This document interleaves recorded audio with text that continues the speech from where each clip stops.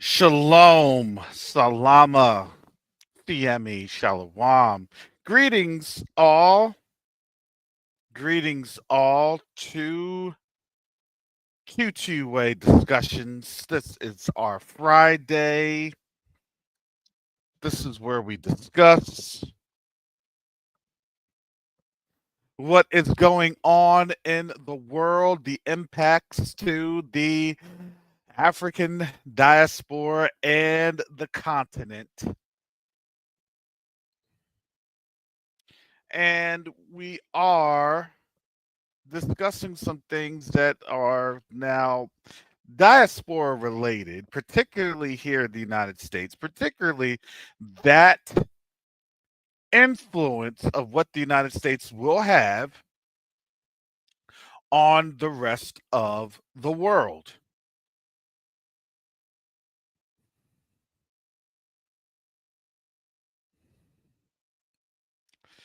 And before I get started, want to I want to share a an Instagram post that was shared with me.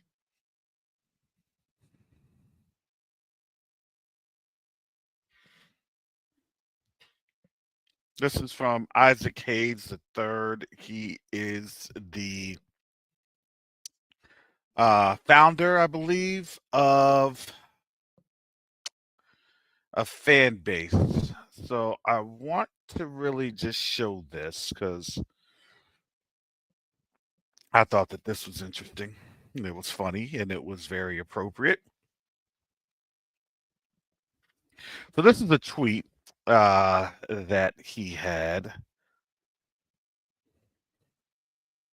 It says here, I asked AI what would happen if the entire black community left Instagram, TikTok, and X, just left the platform and never came back. What impact would that have on these platforms in a multitude of ways? AI's response was a thread.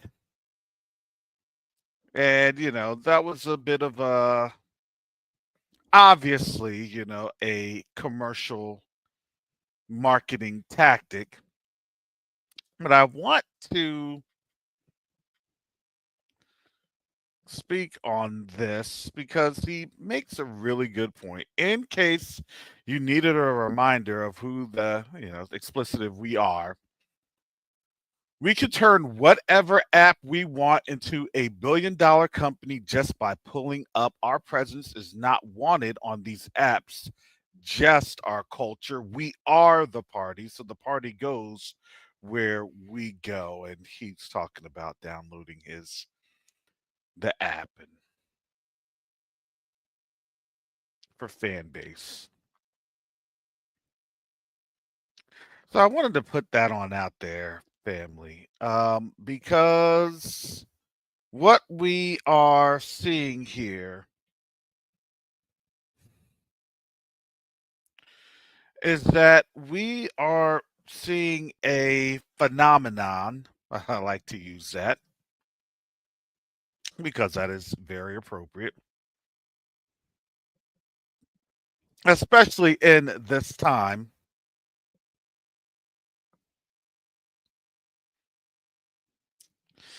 in a time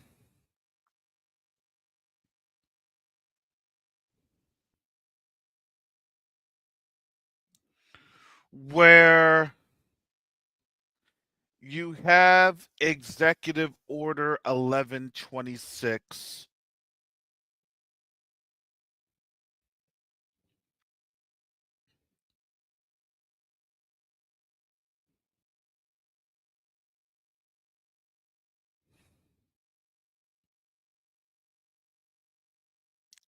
really taking a hold. And understand a lot of these, what we see occurring,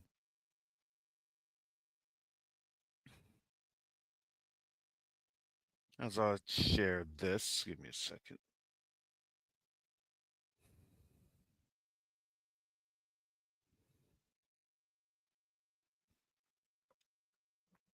We're seeing in their news stations, their news outlets, this is as of, I guess this was updated this morning from CBS News. Trump doesn't only want to end DEI, he is also voiding a civil rights era anti discrimination rule. And they're talking about that. But let me just go here to print. I like to go to print instead of video because I like to see what the fast talk actually breaks down.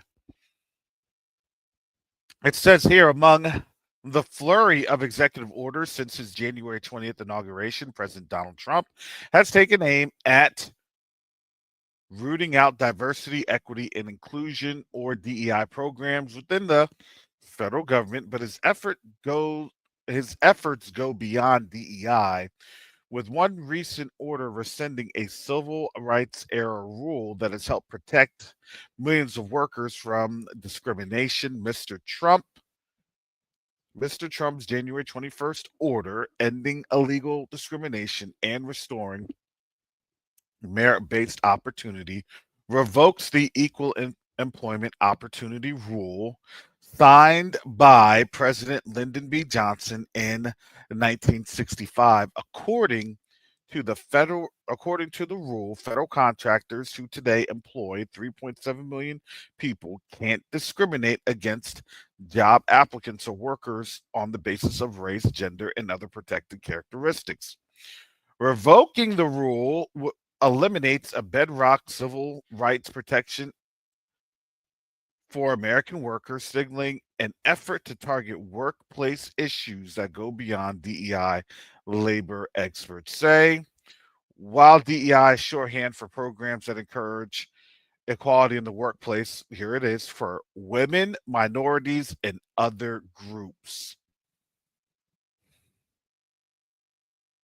The Equal Opportunity Employment Rule prohibited federal contractors from engaging in acts of discrimination, such as refusing to hire someone due to their race or paying an employee less because of their gender. I want to break this on down to you all.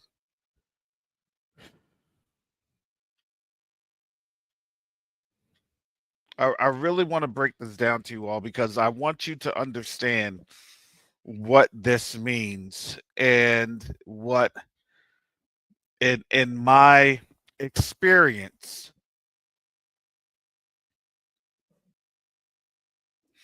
what this is showing.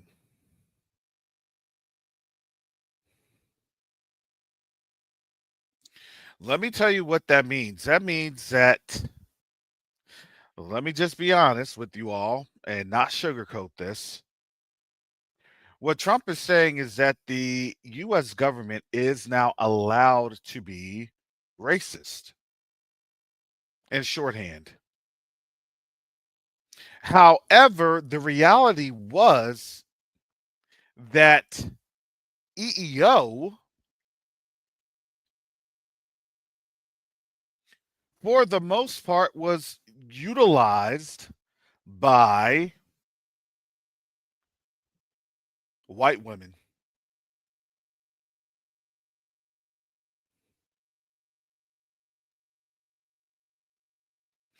And now the targeting of the industry of then having white women leave to have white men then be employed in their stead. When I explained the economic, dynamics,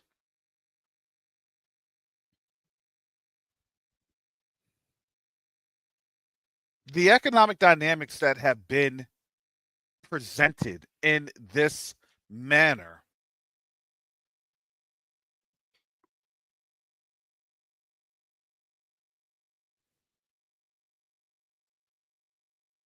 was to ensure that their quote unquote survivability could be extended for at least a generation.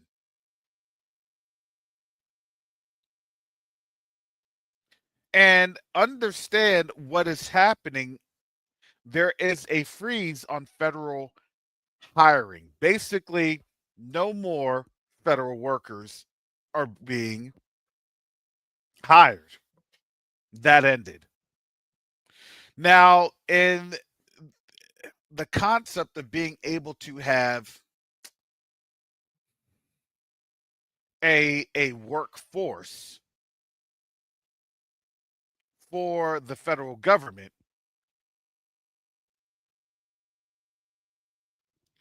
that is now going to be. Hey, shalom, brother Nickel. Give me. Shalom.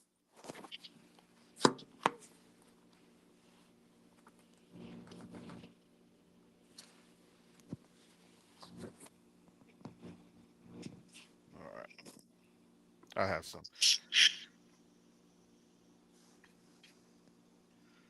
So understand that when you are working in the capacity of the federal government,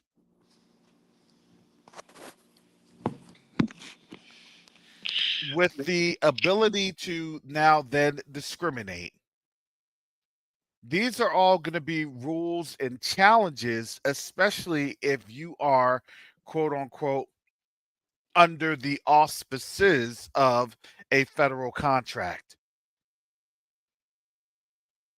i.e., your Northrops, your um, Lockheed Martins, your General Dynamics, Raytheons, and other government and defense contractors. This also means that when it comes to employment of, let's just face it now, black folks, African Americans, now the whole merit based system, that all goes out the drain when the first line of merit is based off of if you have a traditional Anglo Saxon name. Your Michael Johnsons, your Michael Browns, your Michael Robinsons, your Michael Jackson. It can go on and on. Robert Johnson, it can go on and on because now they don't have to tell you the criteria of that. All they have to do is tell you, while your resume looks impressive and we are pleased to see all of your accomplishments, we will not be moving forward. What does that mean? That means for a large majority of black folks, now they're telling you blatantly, not only were we doing this in the past, but we're doing it right now, and we're showing it to your face, and we don't care how many lawsuits you're going to bring up. The lawsuits are going to then fall on deaf ears under this executive order until it gets the traction from the Supreme Court and others. But what does that do? It buys them time because then they can reduce the workforce and then increase really the European muscle mass. And on top of that, I really do feel bad for our black folks, our African American brothers and sisters that are working there and realizing that what they say and how they say things can and will result in their termination. What a day to work in the federal government. Hallelujah. Thank you, Father. Now I know why I'm out of there. Go ahead, Brother Fastnickel. I don't have anything to say yet. I'm still listening to you because I didn't catch the very beginning of what you're talking about in terms of your names and being of a minority in the federal government. Yeah, so For those coming in, this is talking about really is our freedoms, or I really should have said, is our freedom ending? Is our freedom ending? And the reality is, yes, it's ending. Has it ended yet? No, it has not ended yet, but it's going through a roundabout, orchestrated manner that when it ends, it'll end in number one, social destabilization, economic destabilization, financial destabilization, and really mental destabilization. The problem isn't just to get us poor. The problem that they want to have is they want to just crush our spirits. Because what's the point of just keeping us poor? The point is you crush our spirits, and then when you crush our spirits, then guess what? Then we don't open our mouths. And if we don't open our mouths, then we don't ask the Most High to help us in this time. This is all part of the game that they know that they're actively losing. If you didn't think that these reprisals weren't coming, then I don't know what to tell you. And what these reprisals are, you have to look deeper into the analysis of what they're trying to tell you. Number one, what they're trying to say is we don't trust black people anymore. Why? Because we've been questioning things. Why? Because this is the backlash to their quote unquote wokeism. It's not wokeism. The problem is they got questioned on their treatment and their continued treatment, and now they're in the limelight. What does that mean? That means that what they have staked their hopes and their trust in, which was to be able to create an illusion that everyone here was welcome, right? Come bring your faithful, weary travelers, whatever that thing was for the Statue of Liberty, whatever they wanted to say for Columbia and Dionysus and Artemis, whatever you want to call it. Well, that was a lie. That was an illusion. But what it did was it brought in generations of what? Of people to do what? To come in and understand the game, the illusion of doing what you needed to do because as a person of color, people of color, well, guess what? You come on in, you get your little, goodie bags, and then you're told do not associate with them black folks because they'll put you on game so you understand that even though you may have gotten your goodie bags, don't ask for anything else. Because if you ask for something else, then we're gonna have to label you. And once you get labeled, then your time here is going to be rough until you up and you decide to move back to where your family had come from generations ago. Or we will now just forcibly remove you because why? Because we now cannot trust anyone that we brought in. And how do we do that? Number one, we're going to take away jobs. Because why? Because the federal government does employ a lot of migrants. That was the whole deal. Come on in, get yourself a government job. You're from India? No problem. You're from Asia? No problem. You're from Europe? No problem. South America? Come on in. As long as you're the South Americans that have the complexion we like. i.e., Brazilians and Argentinians. Y'all know what I'm talking about.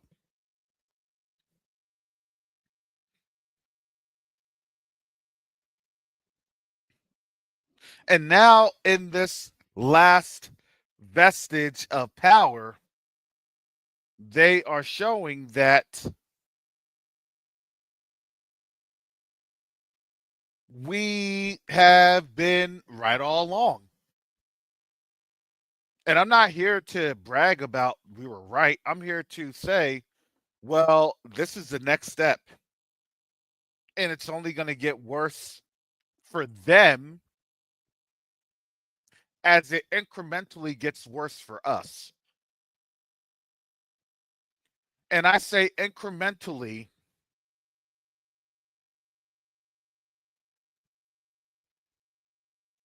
because for them, look, they got to get rid of employees. That's the deficit.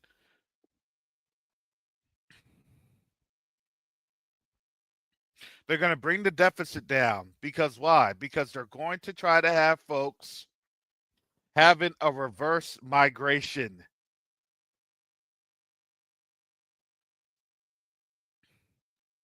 Neo diplomacy is the new currency because why? Because you're not going to be making money here in the United States. That's what they're trying to tell you. Especially if you have come on over and you are not necessarily a lineage of enslaved Africans here brought to the United States. That's what they're trying to say. Well, we're going to get you out first because you're just our most recent problem, right? They're they're giving you the LIFO and the FAFO or a FIFO, right? First in is the first out.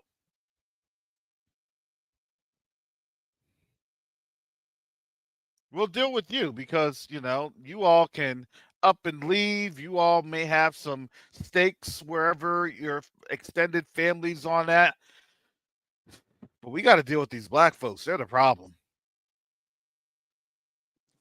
Brother Karras, I didn't get a chance to watch it yet, but last night, Ashonda at Large did a show on canceling the Civil Rights Act. Did you speak about that, or did you see that show? No, I didn't. I was getting to bed. I saw that she was coming on. I was already gonna say something on that. I had my Mm, own thoughts and opinions on in there. I mean, for her vantage point, I mean, they're about to get liberated anyway from from Venezuela and Brazil. I mean, you know what I'm saying? yeah. According to Maduro, Puerto Rico and a lot of the islands on out there, they're about to get liberated. My question is, why would they do that all of a sudden? Maybe that's to protect Panama. Are we going to have another Caribbean Spanish American War? When you say liberated, be, what exactly do you mean? Because I mean, as an example, Cuba is a country to itself, but are you just talking about the people being liberated from the tyranny? No, this was according to Maduro. Maduro was stating that Russia, or excuse me, not Russia. Maduro was stating that Brazil and Venezuela were going to liberate the people of Puerto Rico. That was But when you stated say, last week. In terms of the liberation, I'm not sure, but what I can imagine is this. A couple of weeks ago, they had the power outage, and it took a couple of weeks to get the power outage back. I know that they've had some issues with a lot of different storms and things of that nature. Um, in terms of how he quantifies, or excuse me, qualifies the liberation per se, I would say honestly, who knows? But could that be some sort of a discontent or malcontent, especially if you may be producing more in an island, and not receiving, kind of a fair wage with what is being produced. Don't think that they don't produce stuff over there in Puerto Rico. Don't think that they don't produce things over there in the isle on those islands. However, you're producing for a country that is, let's just face it, that's trillions of dollars in debt. So, what are you going to be getting back from a debt-ridden country, especially off of the, you know, territorial trade imbalance? To me, is this are these some secret level talks to provide some sort of a liberation act? And if that goes, if Puerto Rico goes, so goes a lot of the U.S. Virgin Islands. If Puerto Rico goes, what are you going to do with supposedly getting into Panama? What, just setting sail from San Diego, from Hawaii? And if that's the case, and you have Mexico, you have a blockade, you have nothing. And that actually makes matters a lot worse for intra ocean trade between the Pacific and the Atlantic.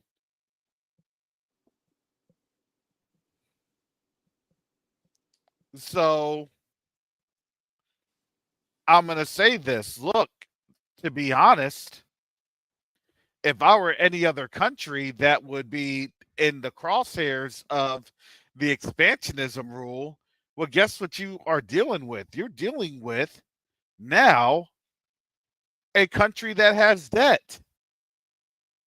So then you become debt burdened by that country that has acquired you. I don't think so. Oh, you can't do these services here. You can't have these services there. You can't have this here. You can't have this there. Uh, because we're still now almost 37, 38 trillion, probably 40 trillion by the end of this year in debt. Don't think that this bump in the economy is going to be such a great bump. Oh, we're going to have $500 billion. What does that mean? They're going to print more money.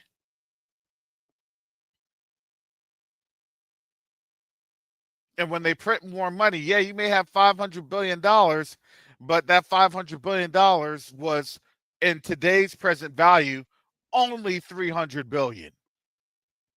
Do you see how that goes? $500 billion debt. Well, technically, that's going to equate to about 2.5 trillion. So we need to print more money. Do you see how that goes? They're going to balloon the debt so much that the value of the dollar, even the present value of the dollar, countries can't stand for that.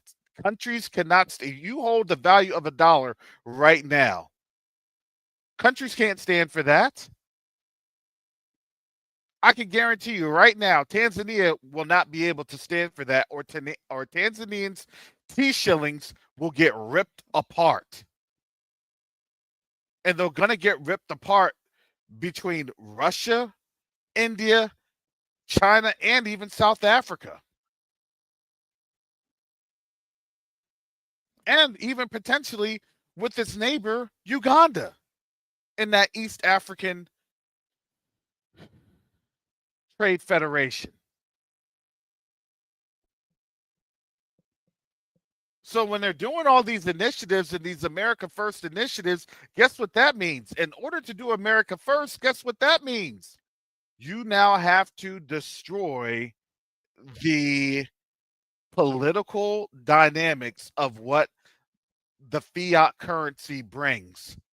So, do you think that maybe, just maybe, do you think that Tanzania, let's just put this into perspective, do you think that Tanzania wants to be on the losing side of this?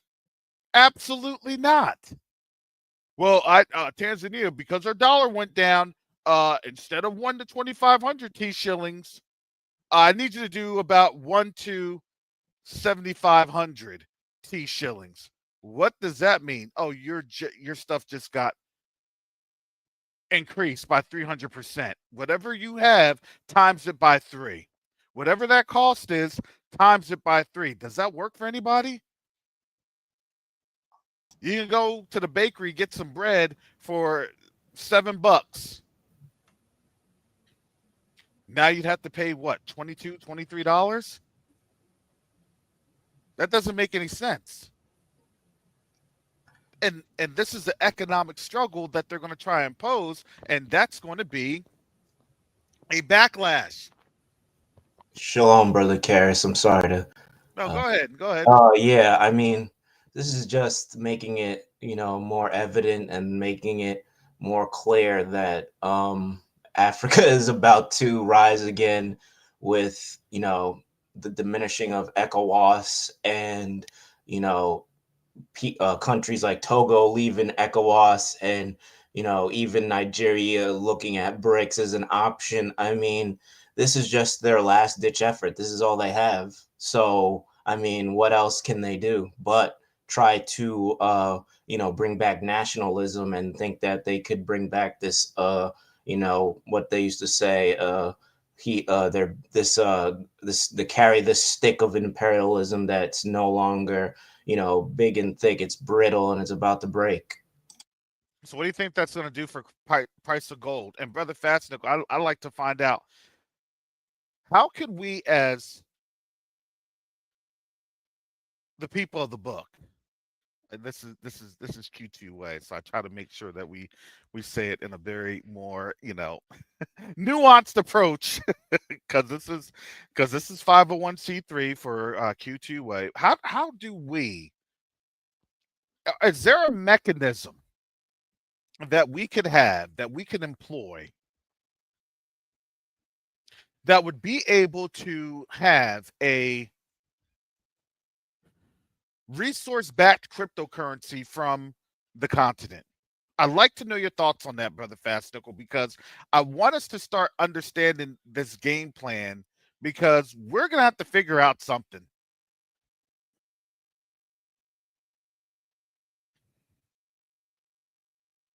You're on mute, brother Fastnickle. Well, There you go. there's a company already who is taking gold. You can take Tether, which is a stable coin. It's a variation of the dollar. It's what most of the countries outside of the U.S. use to trade for crypto. They just convert their currency into Tether, whereas a lot of Americans they use Tether, but a lot of Americans use the USDC. So there's a company out there that has purchased gold, and so now you can buy Tether that's backed by gold. But the way I've always seen it, I don't know if it's going to be this year, next year, or when it's going to happen. But eventually, they're going to have to tie gold and other resources to whatever the financial mechanism is, because no one wants to continue on the path that we're on. Exactly. I would like to say this. I know that when you say that there are these companies, um, I want us to elaborate because these companies, when you see like Barrick Gold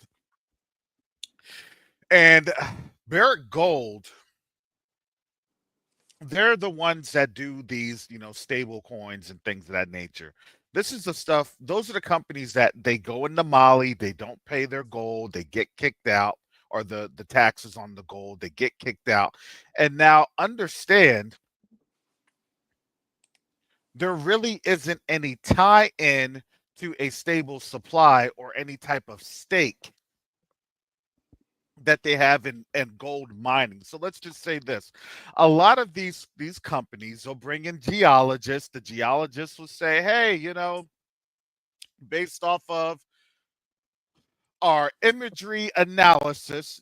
So yeah, I know I know a lot about this, family. I'm not an expert, but I know a lot about this, especially when you're talking about geospatial information services, GIS. GIS, when you link that to satellites and some capabilities of satellites do have the capability, depending on the optical capabilities, they are able to see the soil cons- um, composition. They're able to see the water compositions. They're able to see different mineral compositions depending on the electromagnetic feedback. Yep, this is all a thing. I can't go too elaborate in there. But folks are able to get an idea, not 100%, but they're able to kind of see, okay, based off of this signature and what we've seen in the past, they're able to give an estimate of what they may be able to retrieve in that claim in that stake. The question that I have is, then why aren't we doing it? Why aren't we the ones controlling that market? Why aren't we the ones going on out there and talking to these African nations and saying, hey, we can provide a digital ledger transaction. In that digital ledger transaction, you, the government, you're verifying this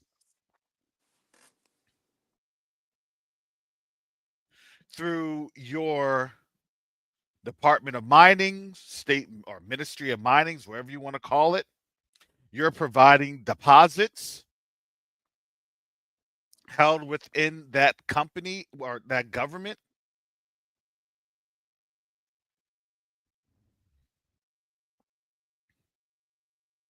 There are different things, and I would say, why are what prevents us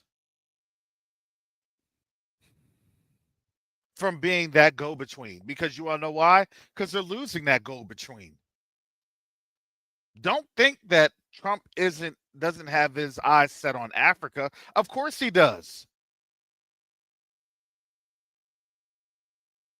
All he's doing right now is he is providing the administrative tie downs to make sure that before they ride this ship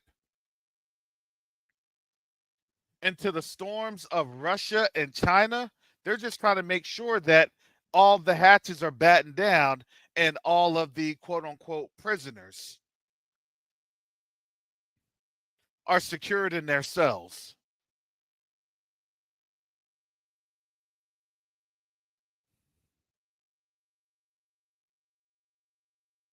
Because understandably speaking, Q2UA is going to be in these political crosshairs as well as any other group that has associations or dealings with Pan Africanist ideas for critical infrastructure and economic development. Yes,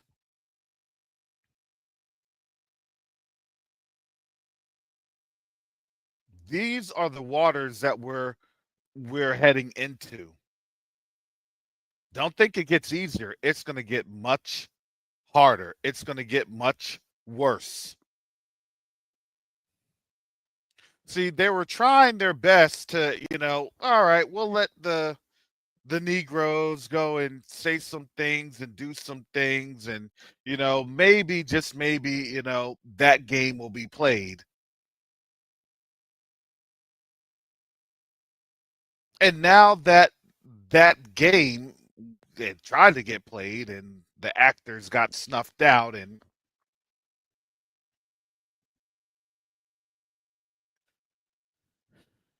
people could see who was real in the field.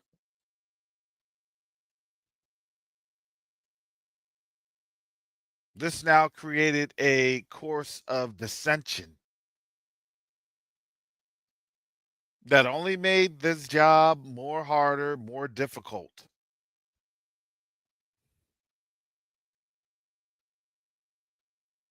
Because the quote unquote pseudo organizations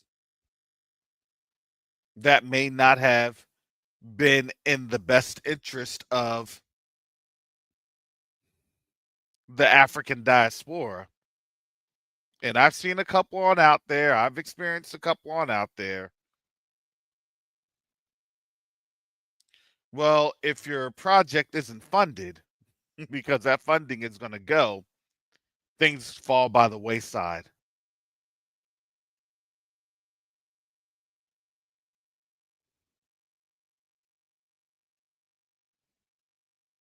So I would say that right now we're living in a very interesting time that you have to be involved in group economics somehow, some way. And they hate that because remember, the only reason that they quote unquote pandered to the civil rights generation is because you had an economic boycott.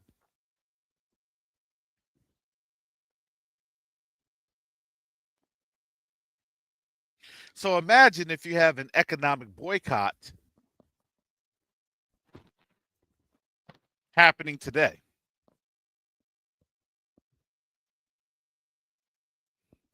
Imagine if you had an economic boycott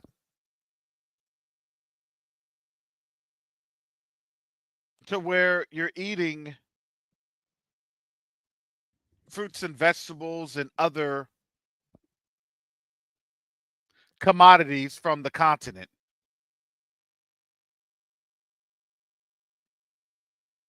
Imagine if you could order food online to have shipped to you.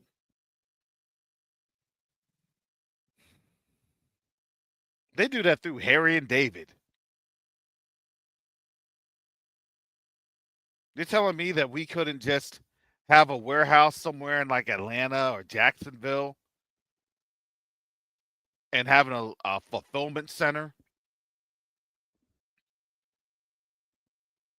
to wrap up, put in dry ice, and ship somewhere?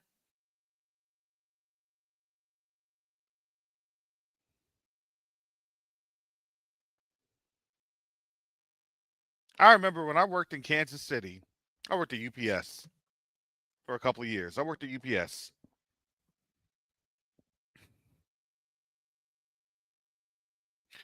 One of the places that I worked at, we had the contract for Kansas City steaks.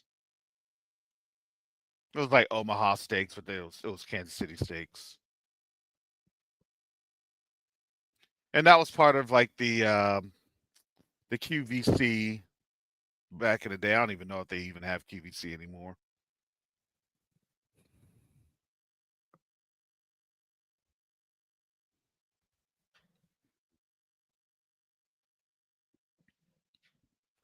But part of what we would do, we would go up to the processing facility, which was located somewhere in like downtown Kansas City, Kansas.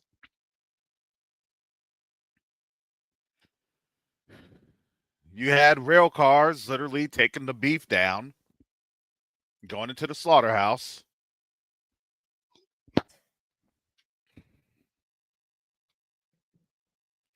And we didn't see the full production, but what we were there for was to ensure that things were moving straight from the warehouse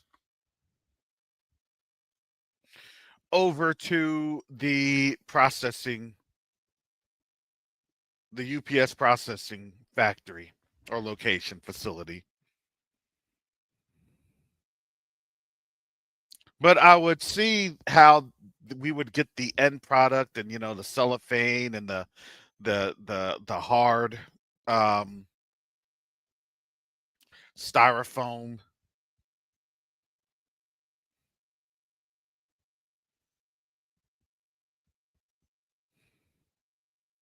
And it was just interesting to see that they would pump out, hundreds of thousands of packages within the, October, November, and December timeframe.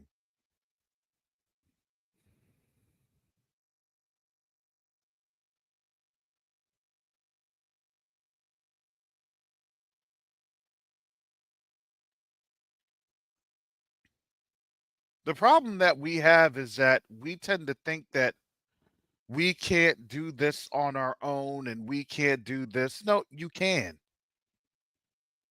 These are ideas that we need to hone on because it just doesn't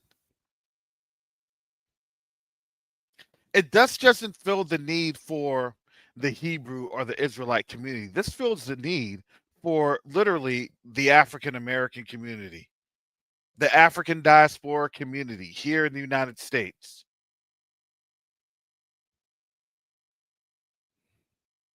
There's always been a need to do what? To have the resources via what? A entrepreneurial infrastructure. Because why? Because now we're seeing why this is happening.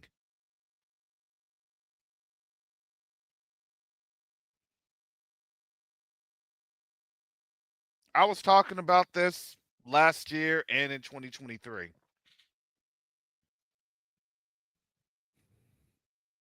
Having refrigerated trucks going from a port to different areas.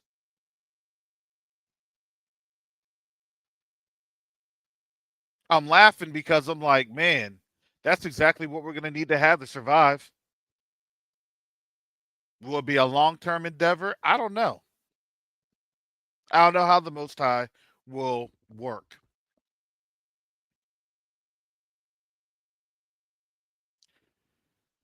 But as I listened to Yakoba last night, it's going to be a rough couple of years.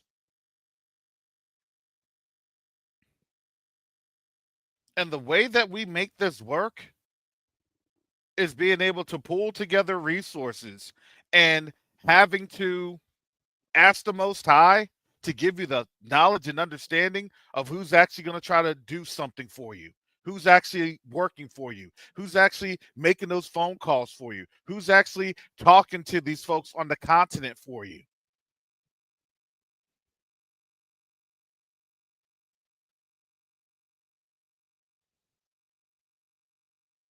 You know, funny thing is, I was watching a movie yesterday. I just had to decompress. It was on Apple TV. It was called The Bankers with Anthony Mackie and Samuel L. Jackson. And Anthony Mackie, he plays the part of Falcon in the Avengers, and he has another movie coming out here, the new Avengers movie, and you know they're in an uproar for that because their American Gods is one of them is being played by a black man. I'm just saying.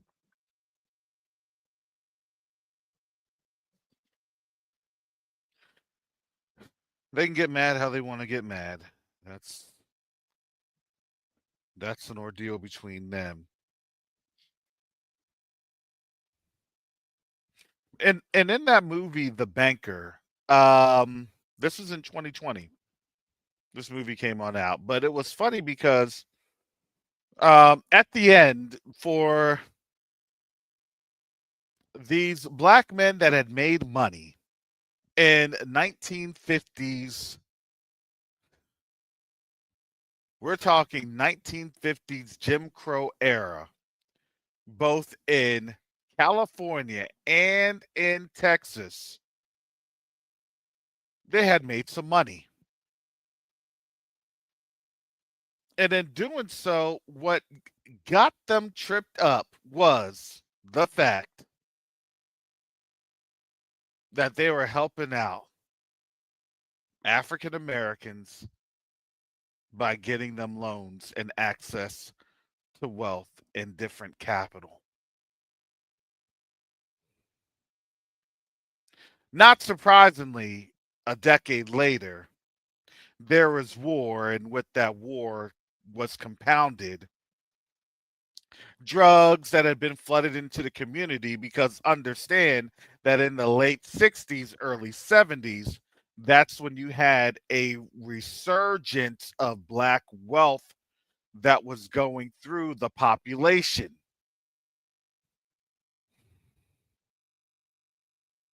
And then obviously through different riots and things of that nature, surprisingly, black businesses were burned down. Do we not see the pattern?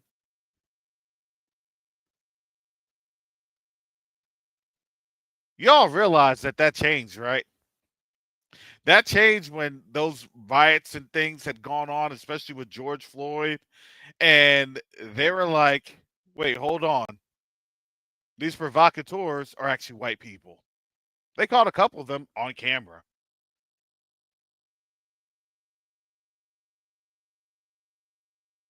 All of these things had been revealed. It wasn't us that revealed it. That was the Most High literally showing us what was happening. Yeah, I mean, we saw people literally setting up bricks in different streets, people in like, I don't know what you call them, where they're just like in all black suits and whatnot, just Antifa, and yeah, people, oh yeah, yeah, and then they Antifa, then I they're forgot then about them. they're ending up targeting African American businesses and neighborhoods. And even that group that said our lives matter literally was they were utilized for that effort, and it was just all to cause derision and chaos, and also basically you know well, I guess derision and chaos. And really, people started to see that, there was a lot of contrived, you know, divisive politics, which is going on right now. It's kind of like, but this time it's for them. Yeah, Which, but do you know when that like really simmered down? Do you know uh, how that simmered down? can I guess? It simmered down when those there are some white folks out there in on their lawn in a really it was a nice upscale neighborhood of St. Louis, and there are black folks protesting in that neighborhood. They're on their lawns with some guns on in there. Oh yeah, I remember that. And remember, so folks weren't really being corralled like that. And all the folks that had been there in the Black Lives Matter movement that were not for burning down their own neighborhoods and were going into, i.e., white owned neighborhoods. Well, that brother got deleted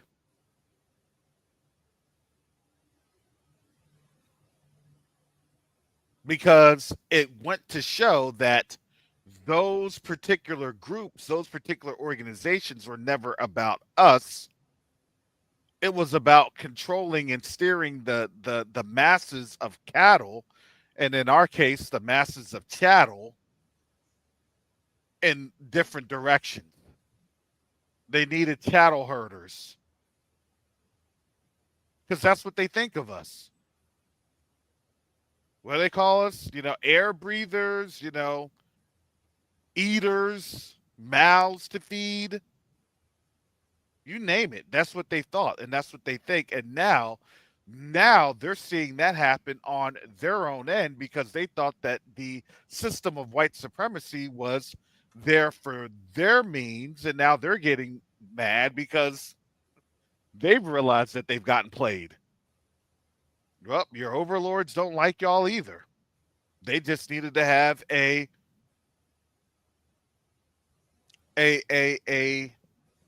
policing class. That's all that was. Yeah, and getting rid of all these immunities. I mean, these people are dumb. Do they not understand that that is going to be used against them as well with Hmm. all these, efforts to get rid of um, whatever, whatever vestige or facade of accountability and equal protection, now that that's gone, do they not think that's going to be used against them? I mean, come on now. Oh, Like that's I totally said, going to get that's totally going to be used against them because the main ones historically that have benefited from the DEI, the EEOs, and things of that nature were white women. That was historical.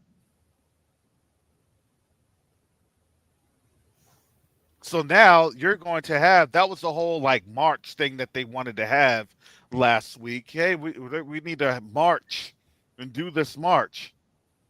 And I was very proud of our sisters for standing up and saying, "March for what? We're done with this." I'm proud of our people realizing that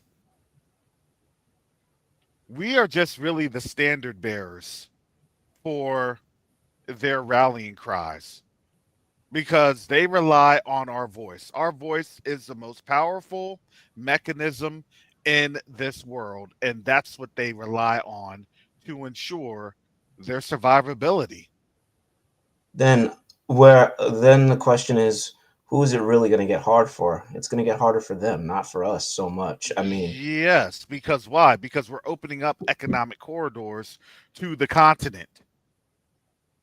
We're opening up those economic corridors, and that's starting this year. And as these economic corridors get opened up, then guess what? Now there's an issue because, oh my goodness, they have thought outside the box. They're number one, pulling themselves up by the bootstraps. And now they are literally understanding how to work outside of this economic arena.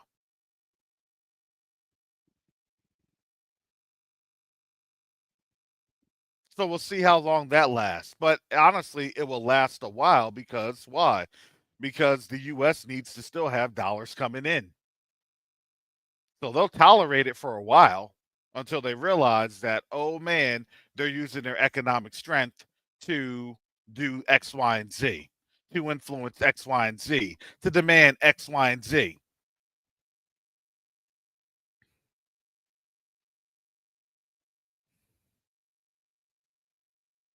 But during that time, that's when we need to have a better plan developed of being able to sustain business operations on the continent. Because our biggest endeavor is being able to provide mentorship of doing business in an international frame, especially as it comes to the West and the East. Africa has all the resources, but they don't know how to manage. And I'm not saying that in a demeaning tone. It's not. I'm saying that as Brother Garth and I have having been on the continent, having been in those meetings, having understood what was being said and the directions that they wanted to go. Their vision, they said this, their vision cannot be accomplished without us. I mean, even Ibrahim Traore said that, so it's And not like it's an insult. no. But when you understand what it is that you are lacking, then you know how to build better. Right, Garth? just like working out. Correct, Garth? Yeah, I mean, once you know or have the willing to, go through that hurdle or whatever you want to call it, and you start building up the discipline to just, let the work on you, then you will get better. You just have to have a willingness, and you have to come and just be accountable of on your deficiencies, and work on them, and eventually you will become proficient in whatever you were once deficient in. Just have to humble yourself and have a willingness to learn, and understand that you can always learn something new each day, and you don't have to demean others or yourself, or you don't have to compare others or compare yourself to others, because everyone brings something different to the table, and that's how we all get better. And our knowledge, when applied, is literally wealth. And that's why they divided us up, and caused us to not like each other, and use all these tropes, and use all this use these different standards to cause division amongst one another. And we started to listen to them and try to be like them, and now we realize, wow, why are we even listening to these people? They're crumbling before us, and everything that they told us is the standard of life is crumbling, and all of their knowledge and resources is dwindling. And it's really, we really understand the source of that knowledge and resources, and it was always us. So why should we continue to chase this facade, the American dream, and you know whatever they told you is the standard of life or standard of success, when it was all built up by us and our knowledge and our know-how. Why should we continue to hold on to that and cling on to that? If you want to, you're gonna you know go down with this you know I'm not going to say, let's say it in a more secular, you're going to go down with this ideology, and realize that it's either us or them. It's either you're going to change your mind about everything you've been told, and just a willingness to unlearn.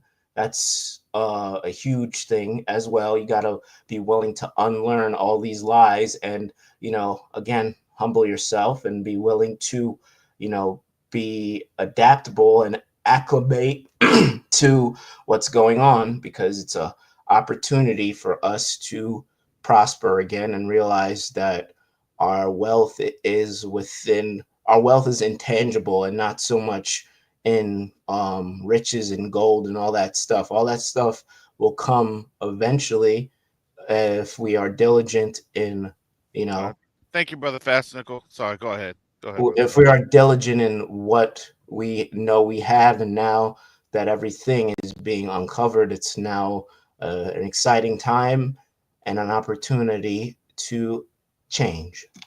That's all. I mean, now I'm done. I'm sorry. Go ahead. no, go, no, go ahead, brother Garth, because you were cooking on that one. No, I Um, mean, I know, but for real, I'm done. yeah, no, I mean, and that is what we are. That those are the things that we have to realize and come to that realization that the system for them is not the same system that they thought that they had back in, let's just say, 2020, 2016. I mean, I'm gonna tell you, in 2016, that was when my awakening had started. So I could definitely tell you that that is something that I understand was not my purview at all. So now being able to see this here and now, and getting an understanding of what is happening, especially with our brothers and sisters around the world,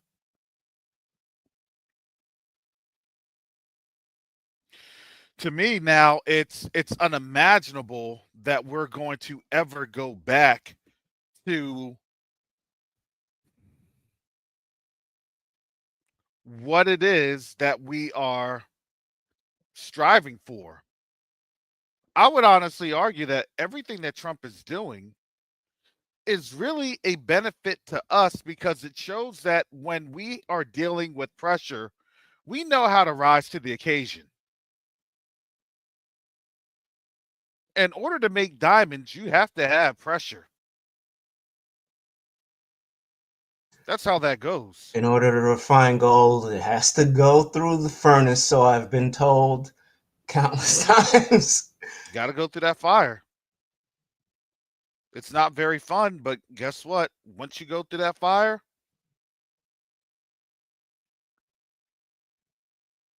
you know things, you do things, you move through things. That's a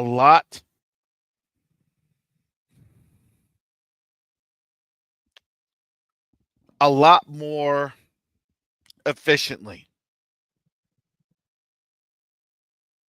because we've learned to be in this society, we've learned to be very comfortable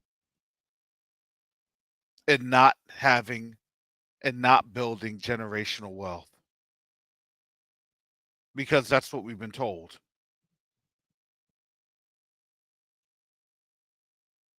And unfortunately,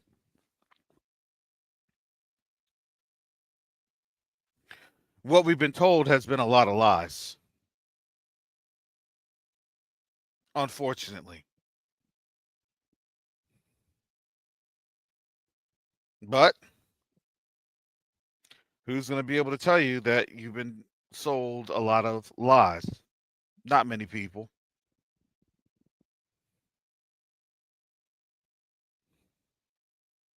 Not many people. This is why this task and this endeavor, it's up to us.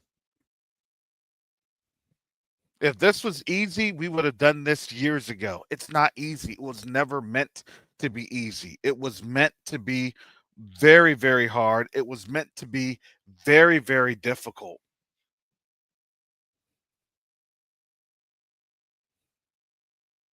That's what this was meant for.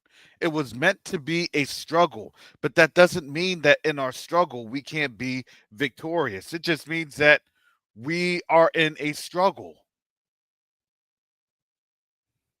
And in the struggle, we cannot be faint.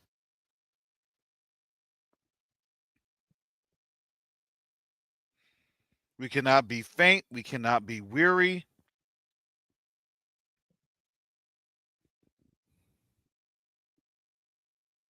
We have to be diligent in everything that we pursue.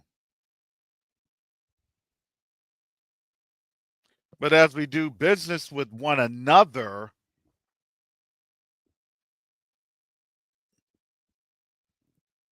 look, Cammy, why was this meant to be hard? Because why? Because that's how the Most High set this up. The Most High doesn't set anything up to be easy. It's always meant to be a struggle because you want to know why? Because we don't know how to struggle. Let's just face it. As a people, for these last, I would say 40, 50 years, it was always easier for us to get this, get that, move this, move that within their system.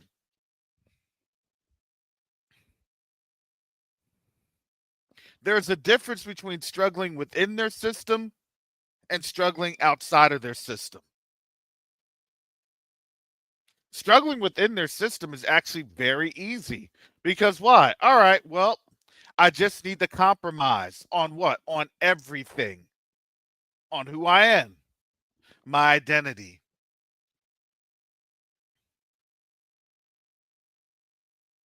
Are you an Israelite? No, I'm not. Oh, okay. Well, welcome on board. We appreciate you coming in here. What are we talking about? An Israelite? I'm just black. As long as you are prescribed to the label that they assign you, You don't need to struggle.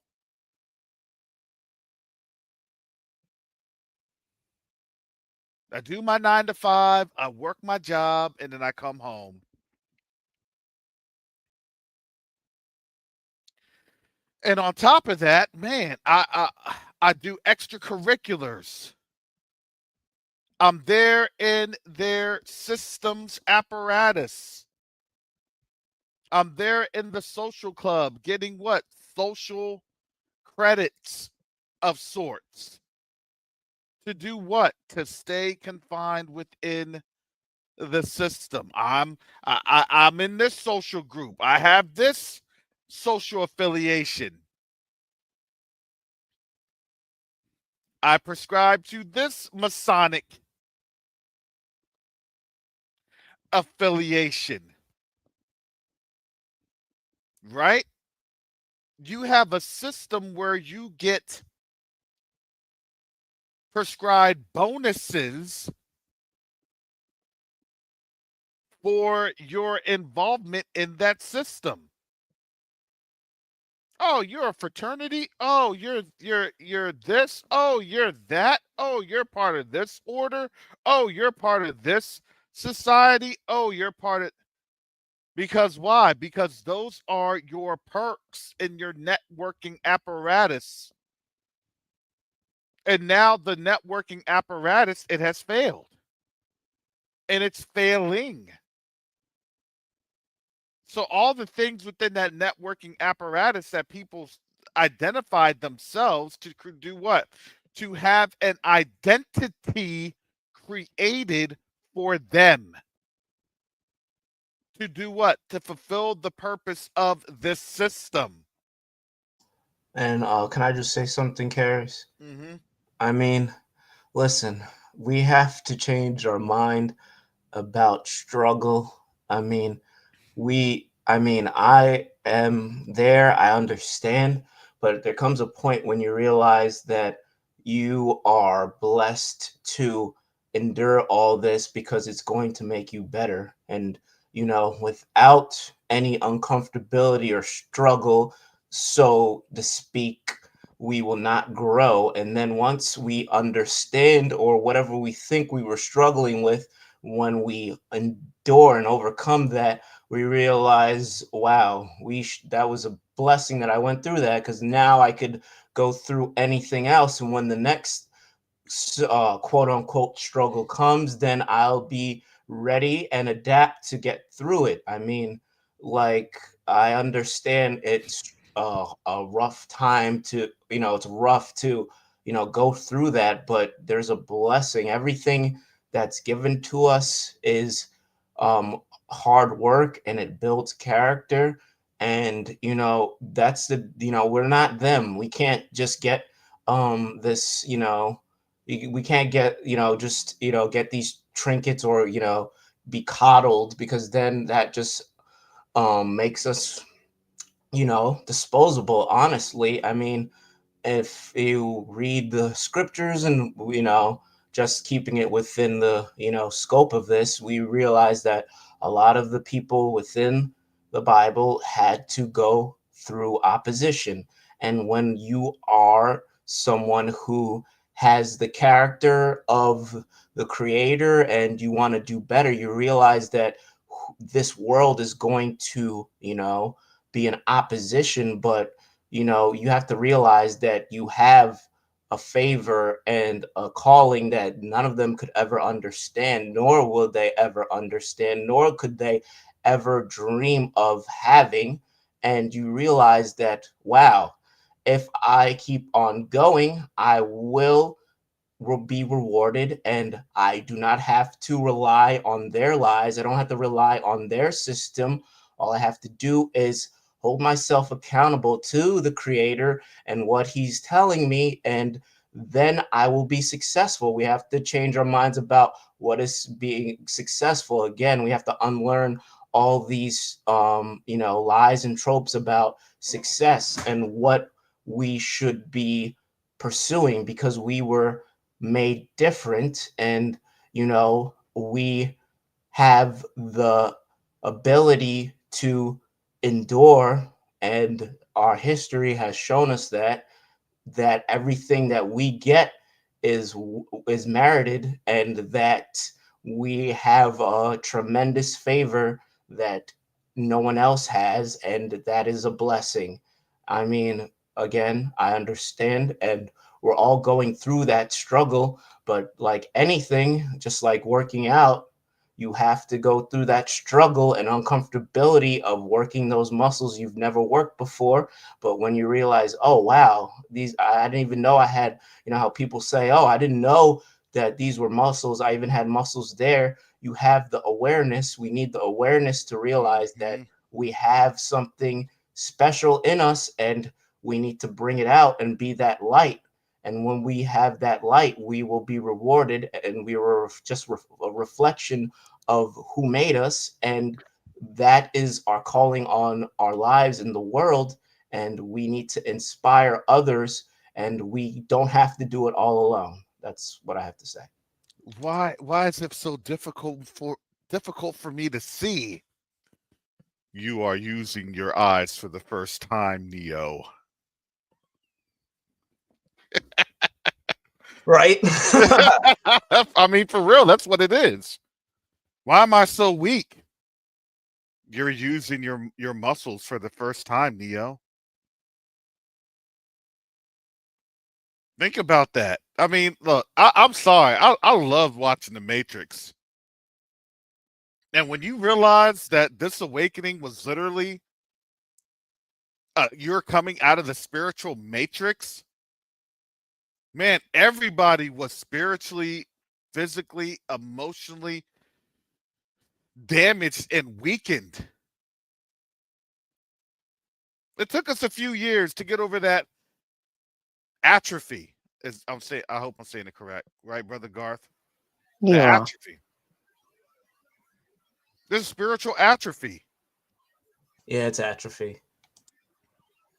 That's where your muscles are degenerated to a point that you can't even hardly stand. You have to have physical therapy.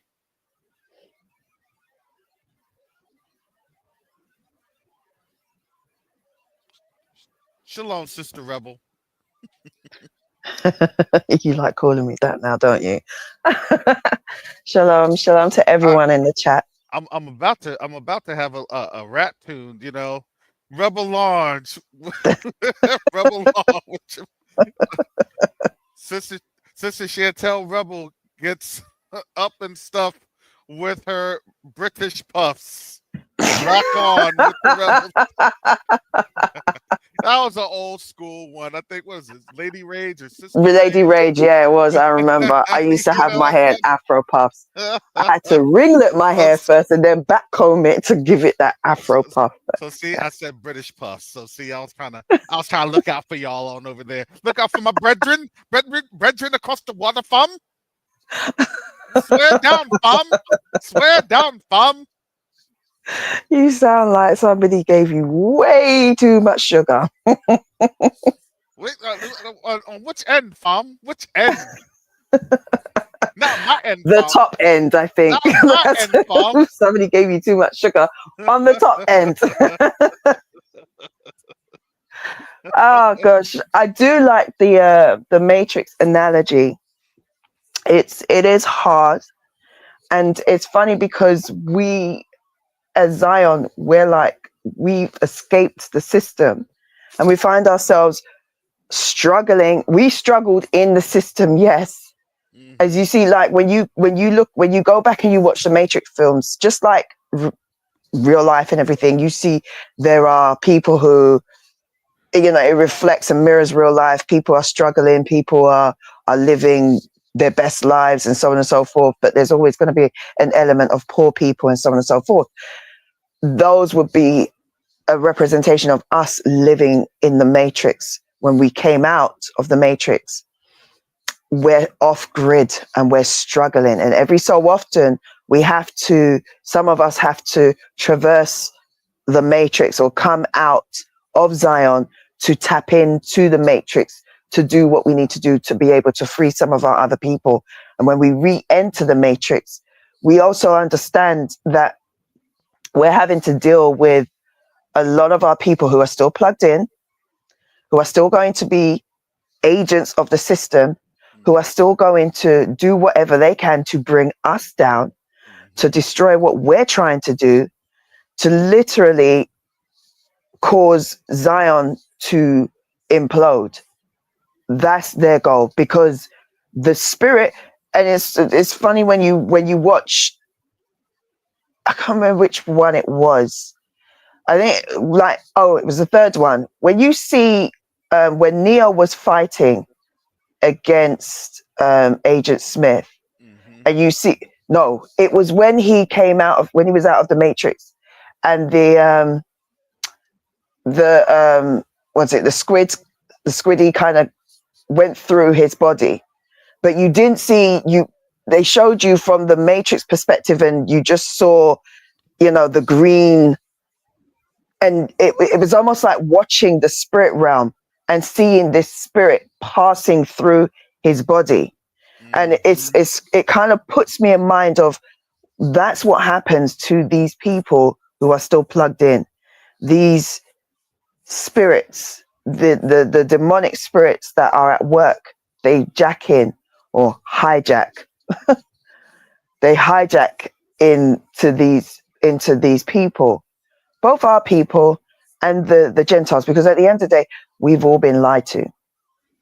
We've all been lied to, and we're all dealing with the our own version of trauma. So it's like we have to be careful how we're moving and how we're dealing, and letting people in is always a struggle. It's always something that's going to be fraught with, who are they, what are they up to, what are they going to do, what is their objective, who are they working for, and so on and so forth.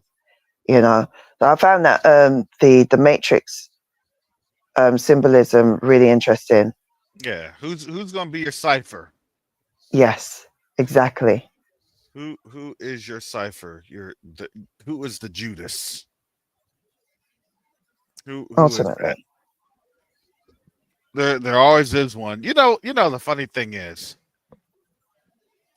Black Tree TV on YouTube. Black Tree TV. If you haven't checked that on out, that is like all of the retro 60s, 70s movies. And they're actually in pretty good quality too.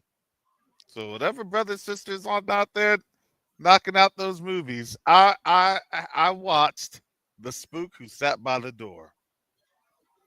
Oh, what's that? I understand why they had banned that movie. What? The spook? Oh, okay. The I Spook get it. Who Sat by the Door.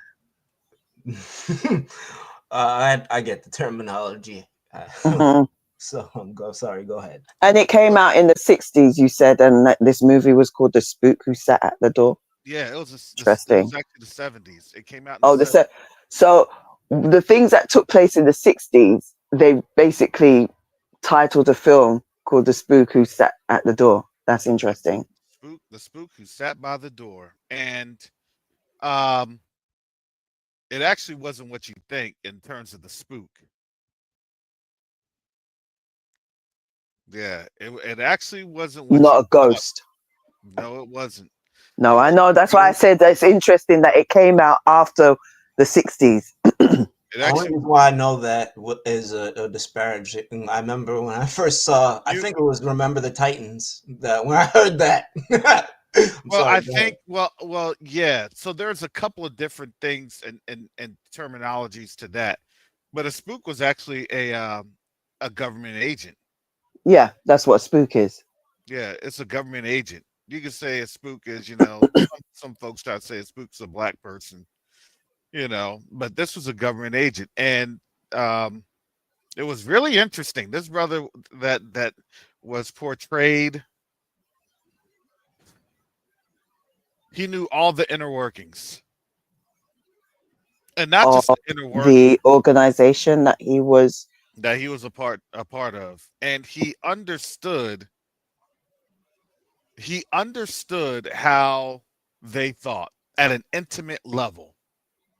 So what he did was he played out all of their this is brilliant. This is why they banned this, because this is so brilliant. He played out all of their um tropes, mannerisms, right? Um insecurities, Are we talking about the they? Are we talking about the they as in they them? as in them. What, Okay, yeah. And that's, yeah. So all the stereotypes of he them. played of them, yeah, in terms of Okay. how they thought of him, all the biases, he was able to, Oh, yeah, right. he I was get it. able to play it out now. You know, even the woman that he loved, he even couldn't be with the woman that he loved, because then that would have stayed, or that would have gone against the racial The bias that they stereotype had. about him. Exactly. So I get he you. had to, it's so he had to literally um work with a a woman of the streets, and they gained more confidence in him because he was with a woman of the streets. And he really, there was really no love there, because the woman that he loved was already married. But what he did was he was encouraging her to understand who she was, and had given her a sense of empowerment. And then when them folks called on her to then do what she, do what is supposed to be traditionally done, to trip up what the man is doing, Hmm. then she ran back and she said, "No, this is what's going to happen, X, Y, and Z." So he got intel. He And basically trained her. yes, it was a counterintelligence move. Yes, that is quite. Oh That's my what they're goodness, scared of. they did That is their. not. That's their fear. Yeah, oh, it was banned. It was banned in the United States. Oh, I can see why. Yeah, and a lot of the actors that were there, they lost their jobs, or they Oh, couldn't act again in Hollywood. oh wow. Ooh, that Yeah, tells you a lot, I don't. doesn't it? Yeah, it wasn't. That it tells me that, number one, the movie was not authorized for the media consumption, especially black media consumption, because it went into too much truth. There are movies that go into too much truth. Understand? That's why I say, when I have an affinity for these movies, and hey, this entertainment, and yeah, entertainment tells stories.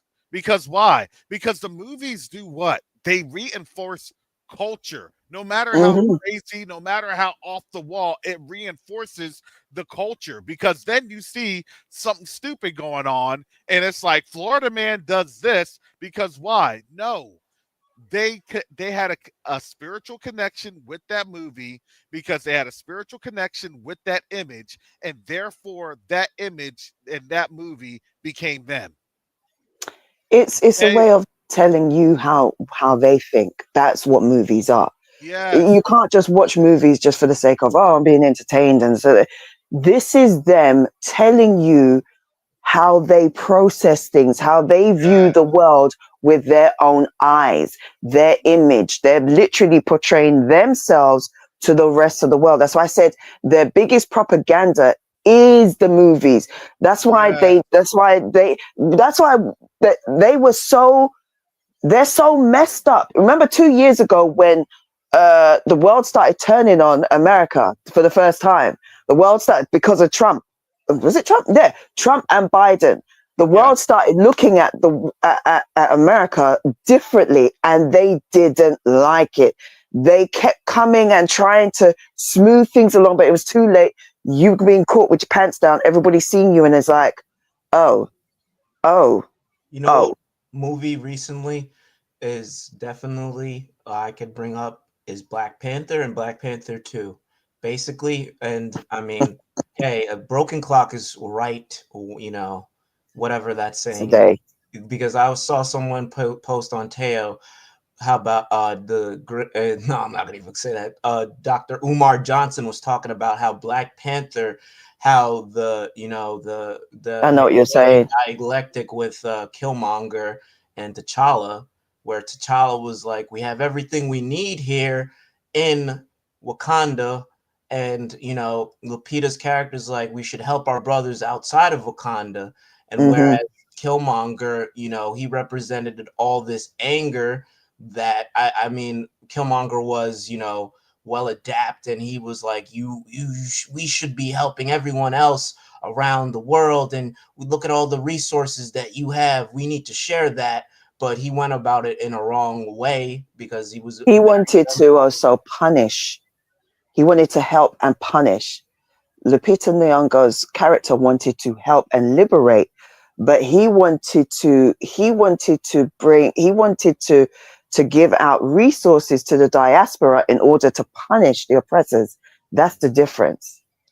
And then I And forgot in the second one. I forgot the second one. It was very telling. I forgot when they were with that girl who was supposed to be the new Iron Man. That's neither here nor there. But I was it forgot. Reed, I think her name is, or something like that. I forgot exactly. Ironheart, I think her name is, They or were something. they were talking. They were literally showing that there was unity in the second movie with her and T'Challa's sister Shuri, and like you see all these tropes and you see how they want us to still not like each other and still be under these colonial tropes about what we are and who we are, and Mm. also interesting how the CIA agent, what was his name, Agent Ross, was the one to come to the rescue and help Wakanda and all this other nonsense. So that's just a contemporary example. Ross. I don't think that was Agent Ross. Okay, not Agent Ross, but I forgot what his Ross is name. the general, in it. That Yeah, he's also yeah. the General Ross is now gonna be in the new Captain America, and yeah, he is, and he's going to be. I think he's the red. He becomes the Red Hulk, the at Red least in the Hulk. comics, anyway. I know Yeah, that. Yeah, new Captain America comes out what, February 14th, I 3 weeks think. from today? It's on Friday. It's on Friday, so it's one of those. What Friday? Eh, February 14th. I forgot Yeah. when February 14th is. Oh wow, it's so weird. I haven't seen no promo for it. Not like how we Because this is the Trump era, and we don't want to say Well, so Captain Black Captain America. America, all right, listen, Captain like America, movies He white was aren't a like how they DEI used to be Captain anymore. America. Captain America's a white man, not a white man, a white man. That is a DEI Captain America. No, instead of black or brown, he needs to be orange. Yeah, but it's a bit. I get that, but what I'm saying is that movies in general haven't been publicized and promoted like they used to be. Because nobody's going to watch them. And Not Hollywood is everybody. literally Most hurting people are us. staying at Now, home and and now, watching and now Hollywood is Netflix. Hollywood, hurting darn us. near half of it got burnt away. Most of your Listen, movie stars, didn't Hollywood, it, them burnt didn't we away. say?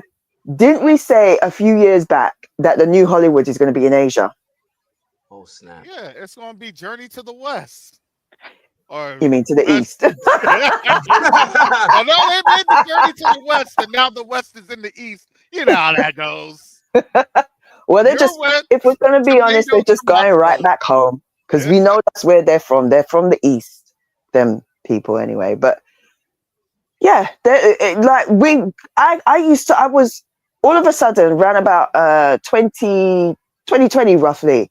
Turn on Netflix. I'm like, Asian, Asian, Asian, Asian, Asian, Asian, Asian. There's so much. I'm not against it because I actually enjoy watching Asian films more, to be honest with you.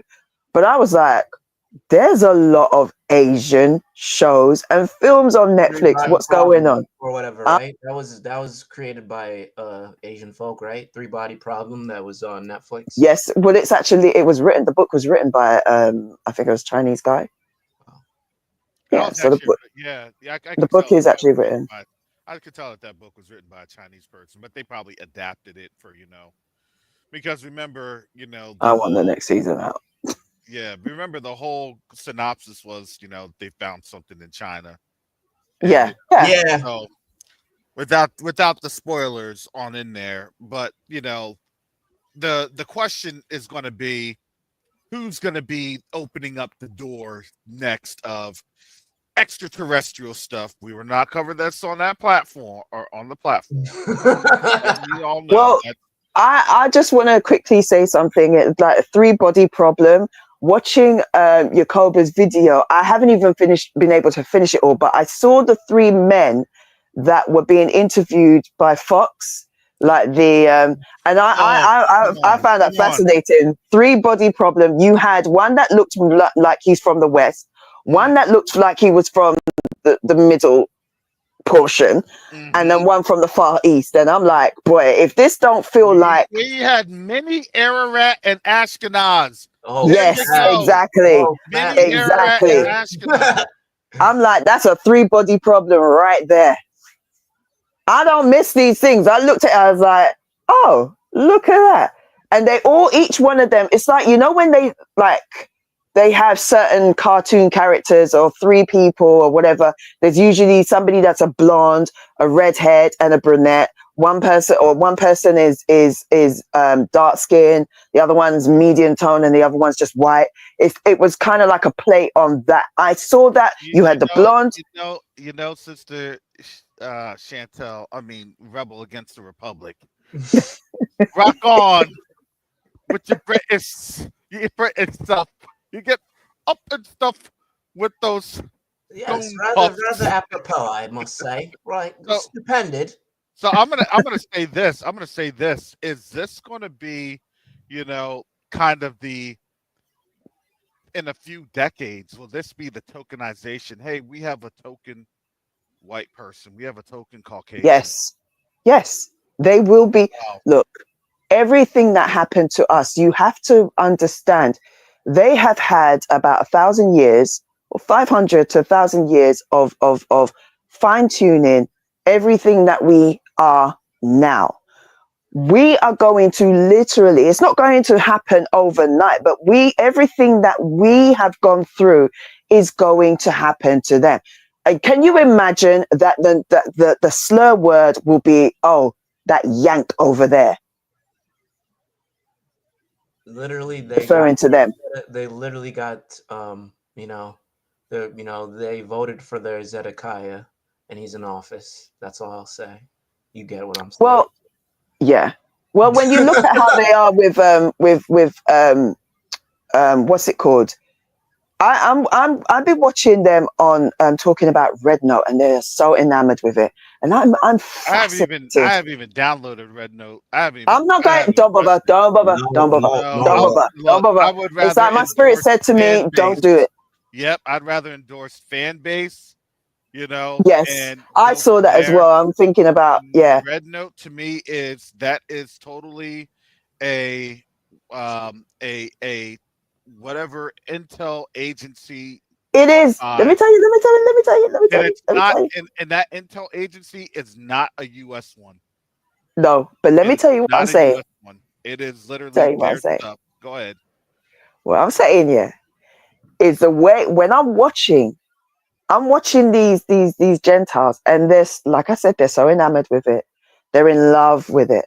But what fascinates me, and it's even fascinating them, and I'm like, there is a spirit behind this, because I know for a fact, no offense, but Americans are so bad when it comes to learning different languages, but somehow they've picked up Mandarin like that. Mm-hmm. And I'm like, you don't realize that you're speaking the Wow. language of your oppressor. Wow. Wow, she keen. I was for real. I learned a couple of different boys, girls, children. Keep wow. Ni hao. Yeah, ni hao. Yeah. But it's that they've picked it up so well. And I'm like, do you not understand that they're going to be your oppressors? Mm-hmm. Look, Europe is going to be what Africa was to us. Yes, yeah. These people are going to be taken and they're going to be scattered. At some point, they will be.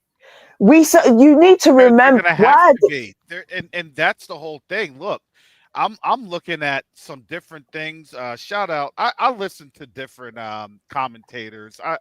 I like Alex Mercurius and or Alexander Mercurius, and there's some Greek guy, I forgot what his name is, at the Duran. They give a great analysis when it comes to European affairs, because understand European affairs do directly influence African politics.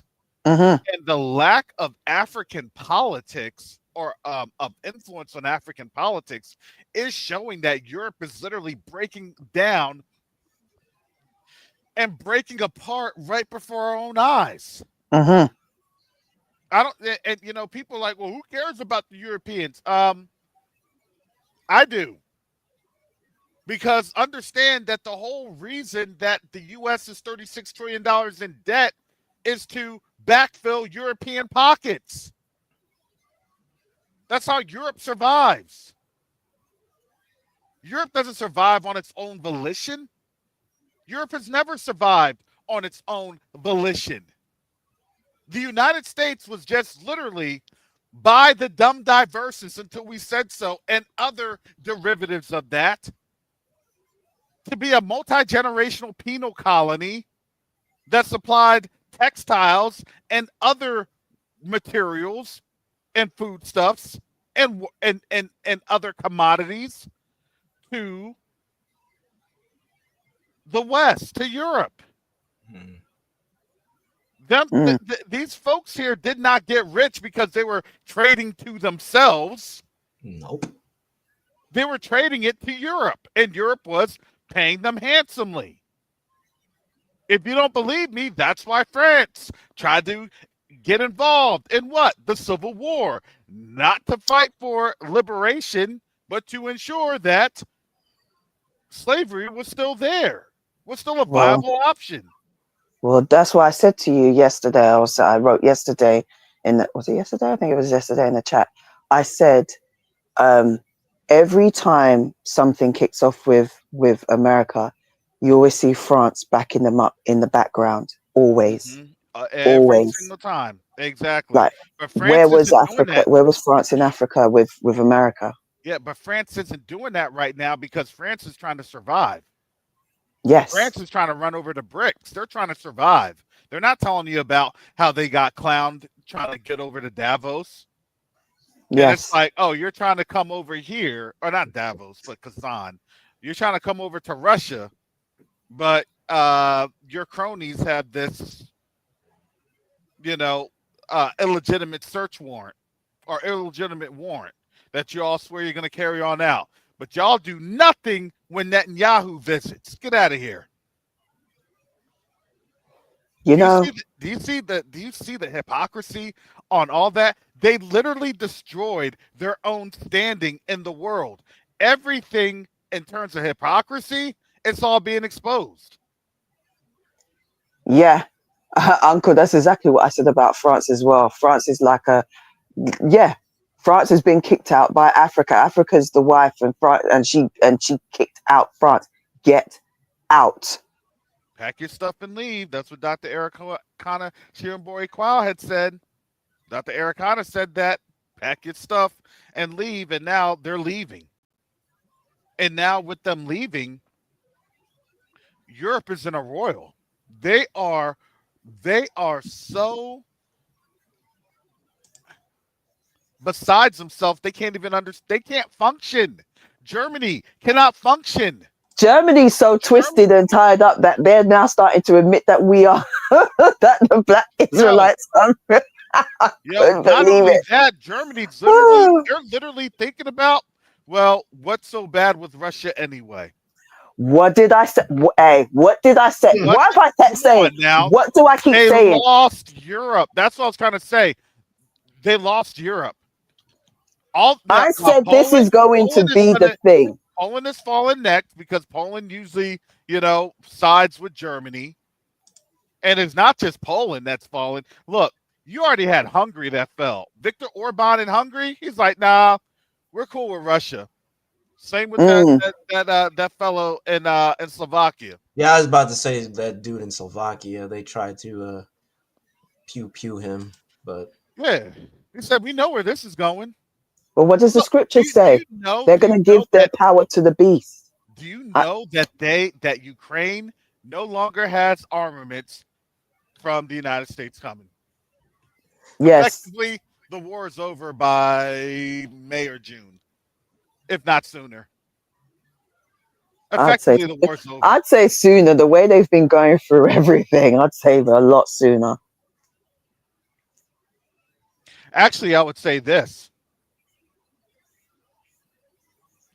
what happens to what is it? A scorned lover. What happens to a scorned lover? Oh, they're going to tell all the secrets. Hmm. How Hmm. Zelensky, look, Putin's going to give Zelensky like 3 pounds of blow. Like, here you go. Tell me everything you know. yeah. Tell me everything you know before you OD, and you're in the, you can't be remembering stuff. Before he, you go he, into he, that OD he, coma, he, you come out looking like a vegetable. Well, Putin, it was started with Biden and then Trump. Trump did not want to give me any money, and he wanted to, weapons. I knew that we were good friends. I am so sorry that I got tricked by America. They were promising me all this stuff. I know. I should have stopped it a while ago. But Hunter Biden gave me a package that made me feel good all the time, and we went I skiing, cannot think. but we went skiing on the Alps, but we were not on Alps.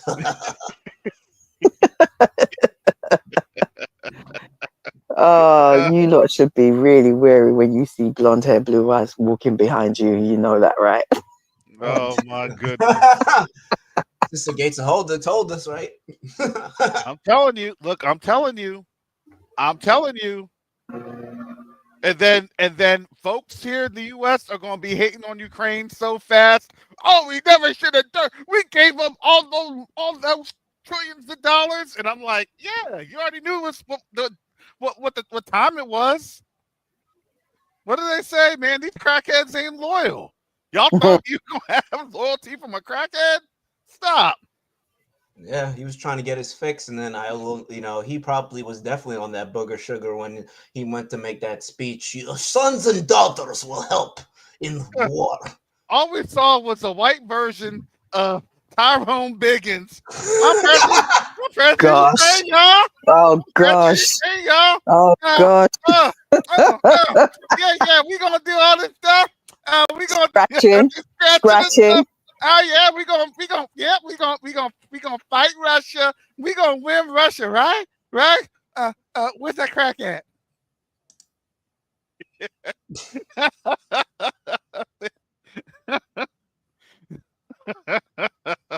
My goodness. Oh, Well, I hate to be I'm not gonna rain, but I have to get prepared for my show, Exploring the Motherland, on the same time. I mean, same channel in 5 minutes. Tune in, and we'll explore how the West is diminishing while Africa is rising. So I exactly. will Exactly. All right. Thank you, make my brother exit. Garth. No Keeping problem. that's brother Garth keeping things on task as the studio manager. And that's it. We thank you for your time here at Q2A News Channel. I'm your host, Karis Copeland, Q2A. Dun, dun, dun, dun, dun. I need to find some music things in the background. Maybe that's what I'll do. Like Dun, a dun, dun, music dun, dun. of upbeat, punchy, bouncy music. Yeah. From our international correspondent, Rebel Against the Republic. Dun, dun, dun, dun, dun, dun. You know what comes to mind? Mr. The music Ray, of Starship Troopers. would you like to know more? Would you like to On, know more? on this, if you'd like to know more. Beating the bugs. It's a bug planet with the helmet. Oh my gosh. The magnifying glass. Die, bug, die. Oh my goodness. Oh. The only thing I wanted to quickly say was the whole when what I find fascinating is like I said, I do believe that they will be taken and Europe will be what Africa was to us. But I also feel that there's a reason why you still have all these houses, these massive amounts of um, apartments, cheap housing, and cities that nobody has inhabited, and they're still there, you Yeah. know. Hmm. And I'm like, who's going in there? Yep. Do you understand what I'm saying? Yep. And I All of the Google engineers, because they're not telling you that they have $500 billion set Oh no, aside. no, I'm not talking about those nice ones. I'm talking about the low rent properties that are just these high rise, grey, ugly buildings that they I have. know it's yeah, and those Chinese provinces. Exactly. Yeah. And I Exactly. Yeah. feel that this is where these people are going to be shipped over, and they'll have them do some sort of work. They'll probably keep some over in America to do whatever cleanup. Um, but I do feel that they're going to be taking some of them back. And I find it really fascinating that they seem to be picking up Mandarin so well. And it's almost like there's a lot of them that are. I saw one guy who, some Chinese were probably asking him, "Are you a real cowboy?" And he was saying, "Yeah, I'm a real cowboy." And he's showing them his cows and his sheep and his this and his that. And I'm like, you're basically showing them what you can do for them. This is your interview. You do realize that, right? With Mm, all these people talking and telling and saying what they need to say, like, oh, this is what I do and blah blah blah, and I can talk, I can speak Mandarin. I'm gonna start speaking Mandarin now. I'm like, yeah, go yes. ahead. Red Note is literally it's like a Chinese version of LinkedIn for real. Yes, it You're is. getting your job interview. Ni hao. Ni hao. They're Let me trying to. get They're my going to Mandarin come up on. with. They're coming up with two with the Chinese one and the American one. So they want to keep them separate, and I'm like, why?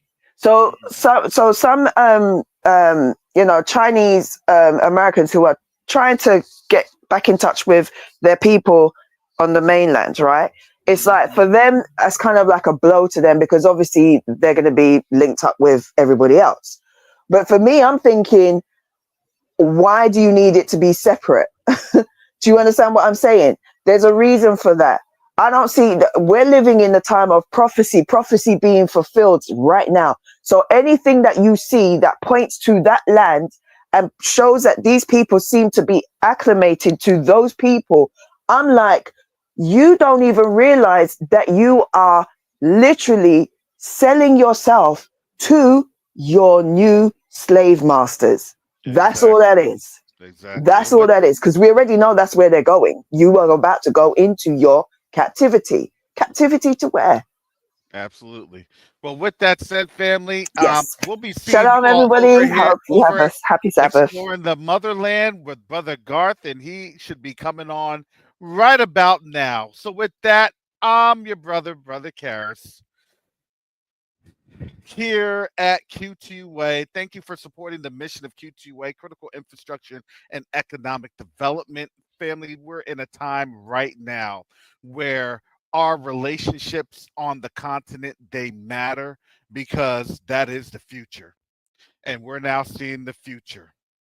So please help in supporting that vision with our volunteers.